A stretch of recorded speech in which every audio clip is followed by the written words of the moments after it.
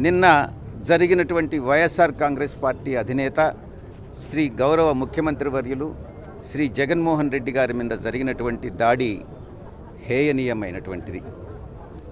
తప్పకుండా గతంలో కూడా అటాక్ చేసి దాన్ని ఆయన ప్రతిపక్షంలో ఉండంగా, అప్పుడు తెలుగుదేశం పార్టీ అధికారంలో ఉండంగా విశాఖపట్నం ఎయిర్పోర్ట్లో దాడి చేసినటువంటి ఘటన మనకు గుర్తుండే ఉంటుంది.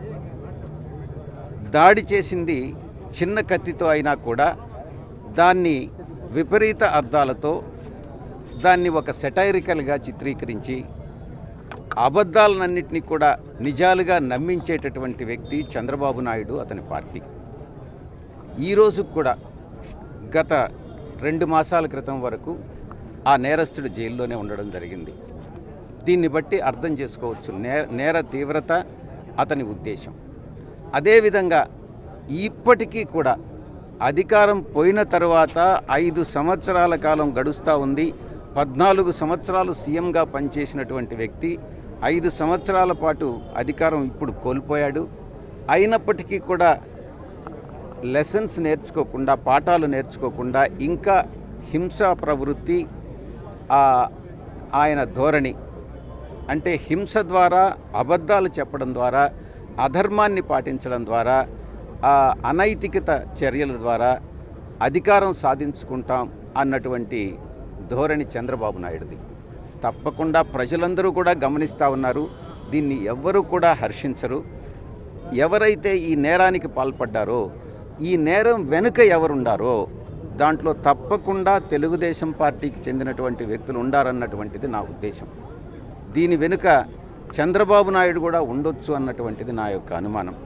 తప్పకుండా పోలీస్ డిపార్ట్మెంట్ వారు, ముఖ్యంగా ఇప్పుడు అంతా ఈసీ ఎలక్షన్ కమిషన్ కంట్రోల్లో ఉంది కాబట్టి ఎలక్షన్ కమిషనర్స్ ముగ్గురు కూడా దీని మీద సరి అయినటువంటి విచారణకి ఆదేశించాలి అని నేను విజ్ఞప్తి చేస్తా ఉన్నా.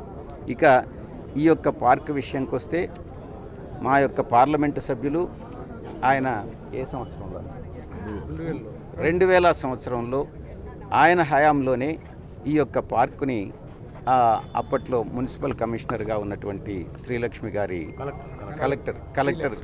కలెక్టర్గా ఉన్నటువంటి శ్రీలక్ష్మి గారి ఆధ్వర్యంలో ఇది మంత్రిగా హౌసింగ్ మినిస్టర్గా ఉన్నటువంటి అన్న ప్రభాకర్ రెడ్డి అన్న గారి నేతృత్వంలో ఇది డెవలప్ చేయడం జరిగింది.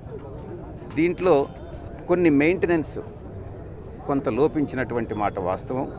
మామూలుగా ప్రభుత్వం మెయింటెనెన్స్ తీసుకున్నప్పుడు కొంత అలసత్వం కానీ, కొంత నిర్లక్ష్యం, వివిధ కారణాల వల్ల ఉంటుంది. కాబట్టి ఇటువంటి పార్కులన్నింటినీ కూడా కొన్ని ఇండస్ట్రీస్ని ఎంకరేజ్ చేసి, వాళ్ళని అభ్యర్థించి, వాళ్ళు మెయింటైన్ చేసేటటువంటి విధంగా ఈ యొక్క పార్కులన్నింటినీ కూడా, ఎందుకనంటే కార్పొరేట్ సోషల్ రెస్పాన్సిబిలిటీ కింద ఇటువంటి పార్కులన్నీ కూడా మెయింటైన్ చేయొచ్చు. కాబట్టి ఆ రకంగా కొన్ని కంపెనీలతో మాట్లాడి నెల్లూరులో ఉండేటటువంటి పార్కులన్నింటినీ కూడా ఈ మెయింటెనెన్స్ని కార్పొరేట్ సిఎస్ఆర్ ఫండ్స్ కింద వివిధ కంపెనీలను అప్రోచ్ కావడం జరుగుతుంది. తప్పకుండా ఇది మేము అమలు చేస్తామని ఈ సందర్భంగా నేను మనవి చేస్తా ఉన్నా. ఈ పార్కు కూడా ఈ స్థలదాత